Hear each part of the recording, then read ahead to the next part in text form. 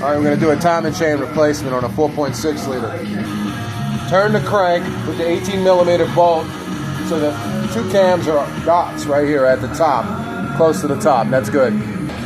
Remove the old components, tensioners. Before you go any further, find something like a 3/8 extension to block the cam from rotating downward. It's going to want to rotate down. Chain, I got the timing chain loose. We're going to replace it. Obviously, we got a 3/8 extension shoved in here to stop this cam from trying to rotate downward. That's what it's trying to do. And we don't want it to get out of whack too far. And we just kind of have them both up at this 12 o'clock position or 1 o'clock position or whatever they are. They're both up dots. I'm talking about right here and here on the cams. Facing up. And the keyway is generally facing that way. And that's fine. Because it's, you know, the Haynes manual kind of makes it a little complicated, and other forms make it complicated, and, you know, all of that seems to make it pretty complicated, you know, outside advice. So we're just going to do it non-complicated. It's really not that difficult to retime a 4.6 liter or 5.4 liter or 6.8 liter. So we'll come back in a second. So we're taking the plate off. Just note that if you're confused about which way this plate goes on, it doesn't go on with the teeth pointed in. It goes on with the teeth pointing outward. Okay, that's and it can only go on one way from there. So that's that. We are opting in to change the guides and the chain, nothing else. I've decided against changing the pump right here, because the guide isn't destroyed. The guide isn't shredded into pieces. If it were shredded into pieces, I would say, all right, there might be pieces of the guide in the pump, like this engine over here. This engine over here failed.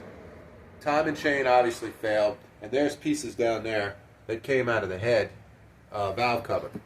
So, obviously, some situation like that, big deal. But right here, this is the only piece that broke on this engine. And a little loop right here, and we're going to locate that soon here in a minute. And that was it. So we got to this one on time. So we took our tensioners off right here. These are 15 millimeter bolts. I was trying to make a short out of this, but it's not going to let me. These are plastic tensioners. So we're just going to take our bolts from that and get rid of the tensioners. And these two are fine. All right. And this tool was a tool that usually to help you align the crank and all that crap. This is really not necessary. I have that. I have the tools to hold the cam back. Maybe that's okay on one side. On the other side, you can jam a what you call it in there. You know, it's not hurting anything. It's not bending the sprocket. It's fine. They talk about these cams flinging out of control and the valves darting into the piston and bending the valves and all kinds of dramatic shit. That actually really doesn't happen like that, okay? You'd have to be really crazy. You just have to sit here and keep free rotating the cam around and shit for there to be a serious issue, okay? And that's not what we're doing here. We're going to keep tension on this one. This one wants to float downward, and this one wants to float this way, yeah. So now obviously we're on valve springs here. But this one is stationary now. It's stable. And this one we're going to make stable right here when we, in between changing this chain, okay? Because we're doing this one next. Now we're going to undo this guide here. There's no tension on the guide. That's good. Just right here. And we can replace this one right now. Okay. So this was up here like this. Taking that off.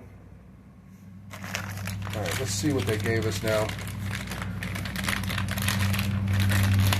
This was the cheapest junk company that I could find. I hope I don't regret it. I mean, I don't know. We'll see.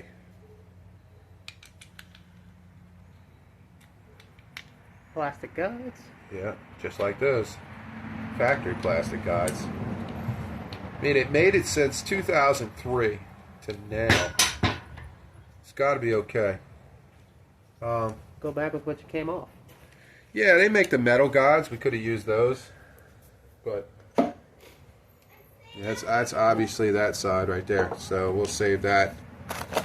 Then this one is this side.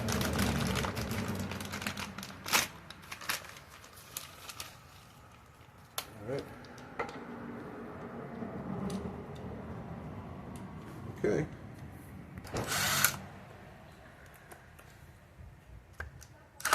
All 8mm? Oh yeah, 8mm, I forgot to tell you.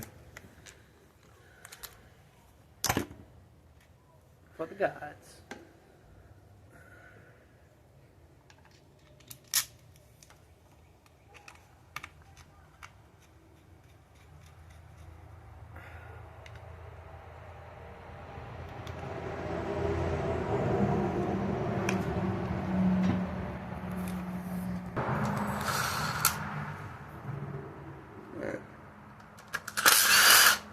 I'm holding back a little bit on the cam here. I don't want the cam going haywire on me, just in case. Kind of feels like it wants to. I think it'll be alright. Let's see. Okay. Alright, so what are we doing here? We are moving this guide. Got a long bow for that guide. Piece is falling out of here. This is obviously the guide for that to put back in.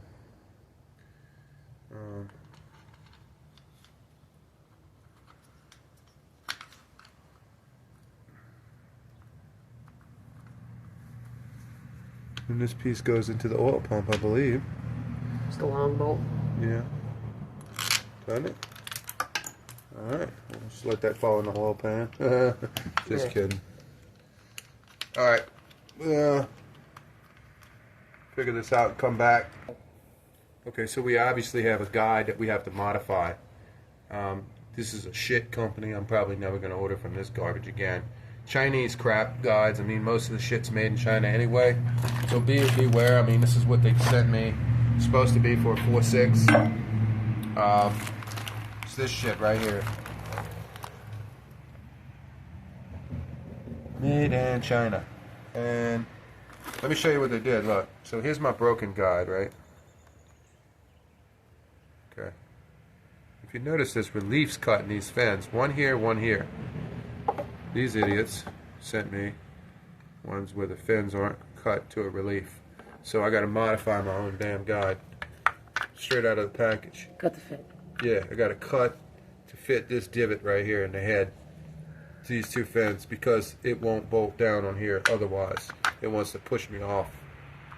What a piece of crap company. And they don't say anything about that, of course. So I got to break these two plastic fins off. That's how easy the plastic breaks.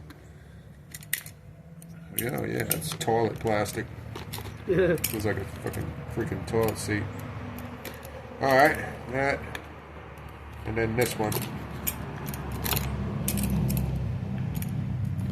That really makes you feel all warm and secure inside when you go to put this shit back together. And don't go in the comments and be like, well, that's why I only get... Yeah, I get it, dude. I get it. I think we just kind of learned that the hard way. No, I didn't learn that the hard way. This is a junkyard engine. But damn, you expect at least, like $50 parts to get you by. But no, I mean, I don't even know if they'll get you out of the driveway, You never know, though. We'll see.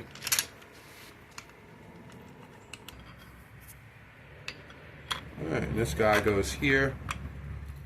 The one with the most space behind it, let me show you what the two different ones look like, in case you don't realize.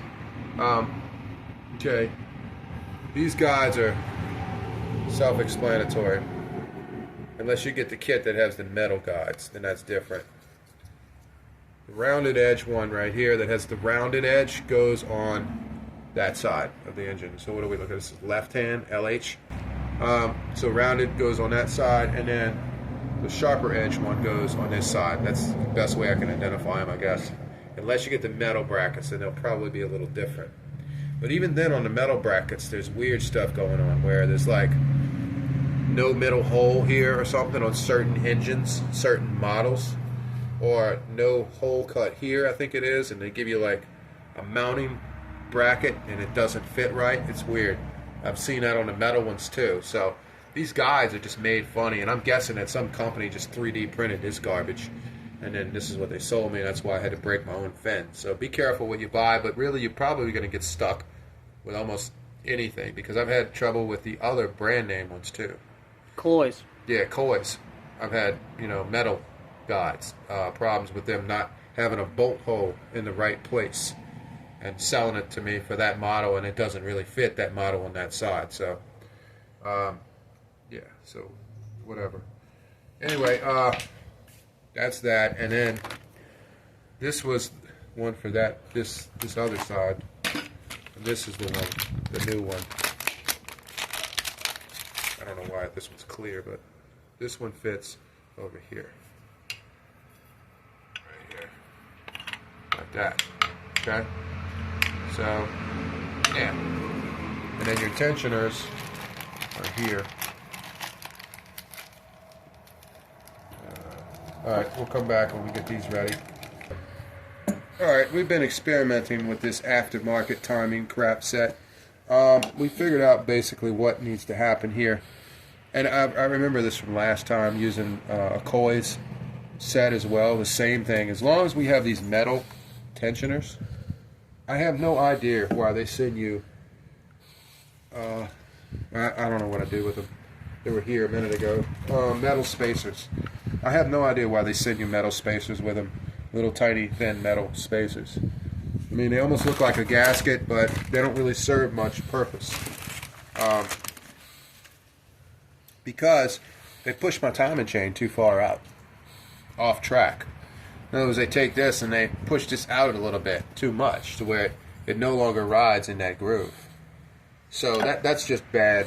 I don't know. Maybe it's for engines that are a different design and they're just trying to meet a massive need of everybody at one time. Whatever the case is, here they are. These stupid things. I have never used these, and I'm not going to use them today again because they push out a couple millimeters or millimeter or so. They push out, space me out too far. I don't really think they're necessary. I mean, the old ones didn't come with those. You could take them and put them with it. They're exactly the same thickness as the metal. They're machined properly, but they give you those spacers. So, maybe it's for lubricating purposes. I don't know, but it's always performed fine not using them at the same time. So, I'm not gonna go back with them. Anyway. This is how you do it on the left-hand side. So I'm going to refer to the cam. Whenever I say left-hand, right-hand, I mean the cams. So left-hand side, right-hand side. Alright, so on the left-hand side, all I need to do is make sure that I have the big L left tensioner. And then we've picked out that the left side always gets the one that has less of a washer right here effect, as opposed to this one over here on this side. Thicker, see? Okay, so, alright, so what we're going to do is start this chain on here first. So put your dot line up right there. Then line up your dot here, right here, on here. And then get yourself ready to go on here.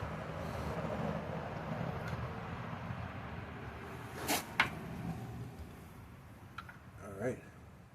In order to get this right, I need to back up with this cam a little. Camera guy, put a little pressure on that cam for me. A little bit more? A little bit more. Alright, right there, I think. Alright, let's see. Let's get this guy lined up in here. Make sure we don't slip off a tooth. Go ahead. Back. We can always check this later. Alright. Alright, don't take it too far. Let's see. Now we get our guide. Check that. Okay. Now I think we're going to have to put our guide and our tensioner on. I mean our tensioner and our guide, yes, on at the same time, which is kind of crazy, but I think that's what we got to do. I think we're going to put that in there like that. And it's weird that ours fits tight like that, but that's aftermarket shit crap.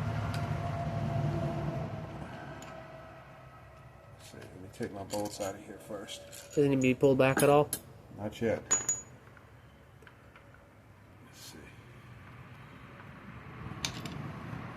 Maybe I can get away with shoving the guide in there after the fact. Alright, go ahead back. Right there. Alright. See, that's the little space we're working with. Turns out I might have to shove this guide in there. Put them on at the same time. Go a little bit more. All right, that's enough.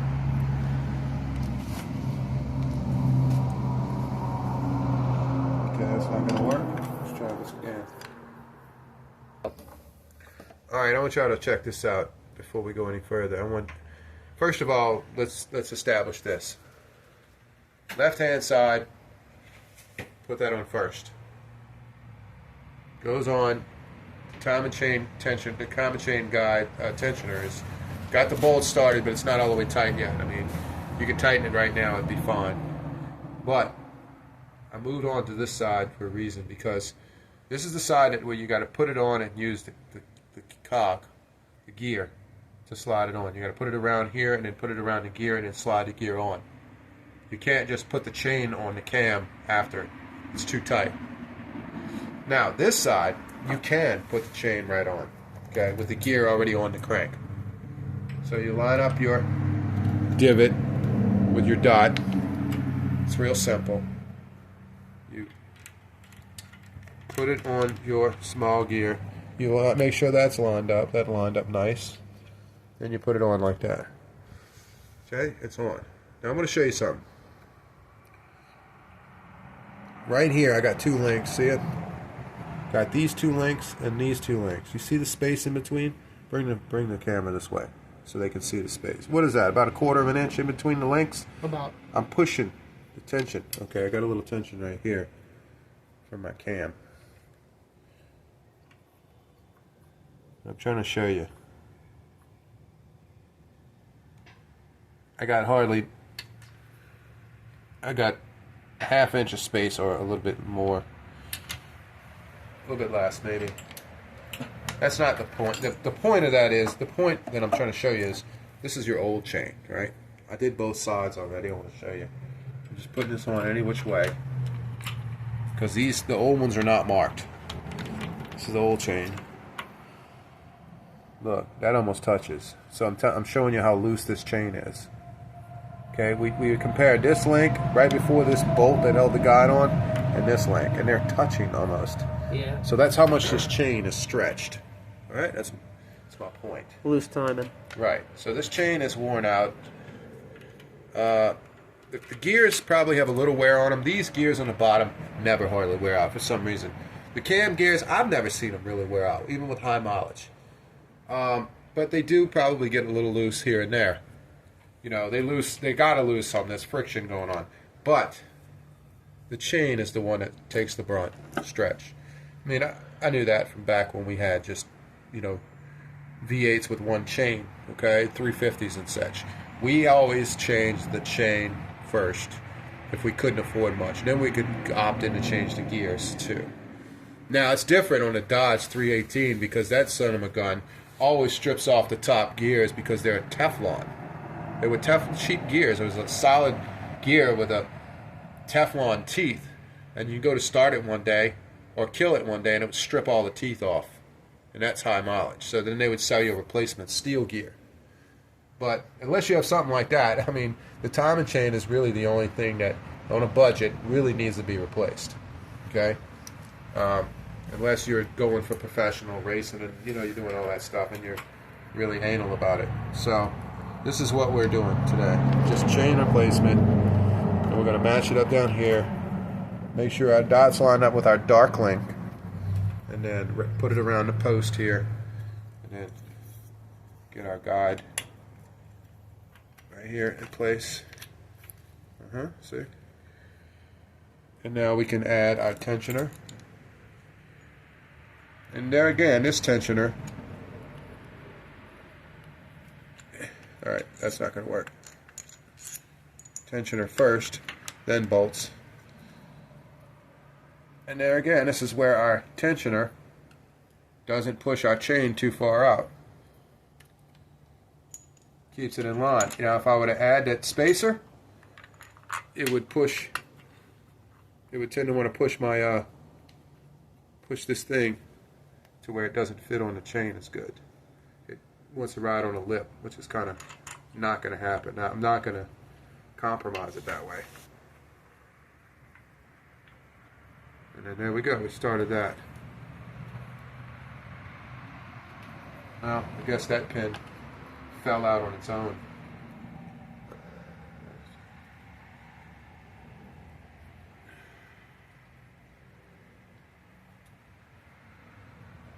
All right. So we'll just go ahead and tighten this crap up. Oh. All right. Torque specs, I don't know. I didn't use the torque specs. I just said this one was pretty tight. This, Got it. yeah, got that. If you can figure that out, then you can figure out the torque of this. It really, just, if you're sensible and you've worked on automobiles a long time, you kind of know that you're guessing maybe this is like somewhere around 40 foot-pounds, something like that, maybe less for these bolts. Maybe about 40, something like that for these tensioners. Just do them tight. And then, of course, how tight can you really tighten? When did we get so, America get so anal where we got to start tightening these little 8mm headed bolts? So like 25 Yeah, it's up to like pounds. Pacific inch pounds and all. You know, it's kind of goofy. Don't get 1 point off. God forbid that. Yeah, I know. So, you know, but this is timing components, so you might want to take it seriously. We're just kind of joking around, but I've done this enough to know, you know, this isn't my best choice, believe me, with these cheap guides and such, and a little insecure about the plastic on the guides and how it's made. But the rest of it should be okay. I mean, the quality of this metal, of this steel, you know, is probably not nearly what Ford had back when they put this together. Unless I wanted to get a scale and weigh each chain, I could probably figure out that one of them's heavier than the other, you know. I don't know.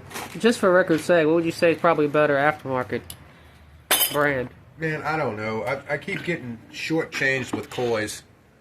Melly? Maybe Melling?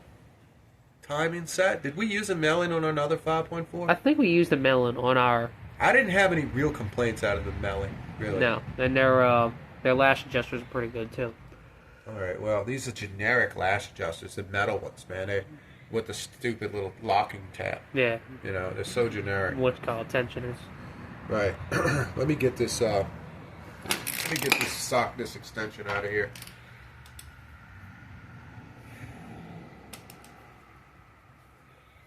Damn it.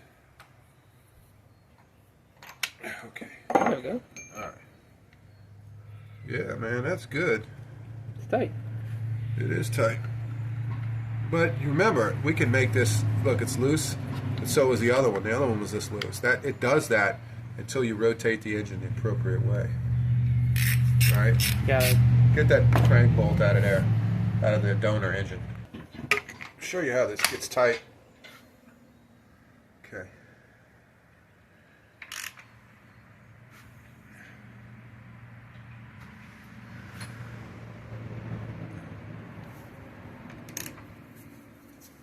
See, chain's tight. Look, I didn't go backwards yet. Look, tight, tight, tight, tight. And that's when I'm rotating the engine this way, right? And I try to go counterclockwise with the engine. Well, I just untighten and loosen the bolt. But anyway, when I try to go counterclockwise with the engine, that's when everything gets loose again. So, don't be deceived and think that, man, my timing chain is loose. I don't understand. I don't understand why it's not tight anymore. Like, it's all of a sudden loose. These guides are bad. They're just spring loaded, right? All you're doing is replacing the damn spring inside by replacing the unit. That's all you're doing. So you can reuse these. I could have reused my old ones. I almost reused these Teflon ones. You know, because they're spring loaded. Look. But I'm going after the spring. I want the spring to be as taut as possible, meaning new.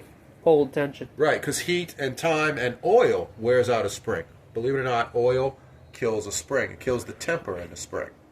So it causes the spring to get softer. This might be the first time you ever heard that. It's okay.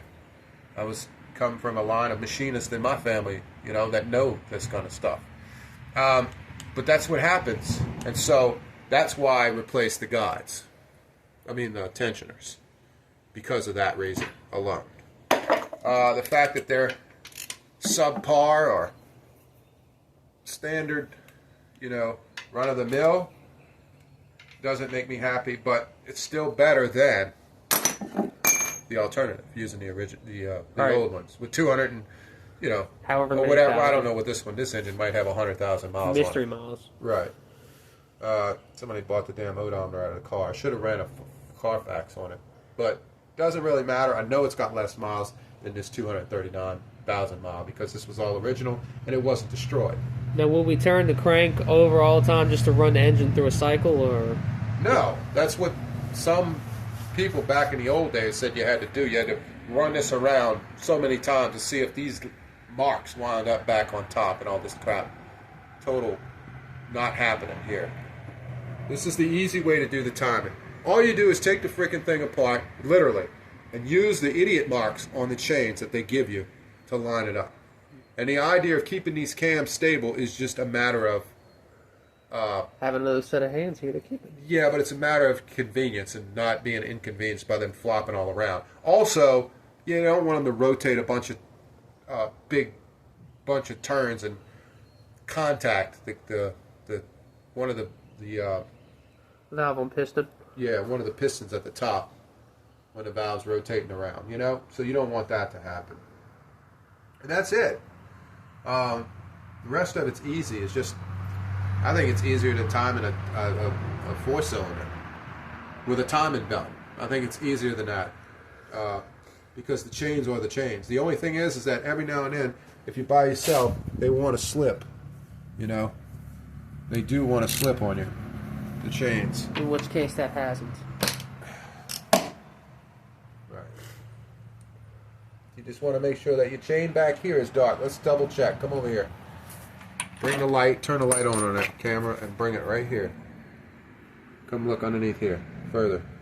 Yep, we're good. No, I want to make sure the chain behind it lines up with that dot. So come back over here. I think so. Right? Man, this is a crappy camera job. Alright, there it is. Dark link. Dark link. They're two on top of each other. 1, 2. They're lined up. That is the way it's supposed to be. And these are still touching their dots, respective dots, and that's that. That's how you set the timing on a 4.6 liter and do it right, and you shouldn't have any problems out of it. And all we have to do is get our cleaned up cover and finish cleaning our gasket off and put our gasket maker on, and then put the timing cover back on. That's it. All right, thanks for watching.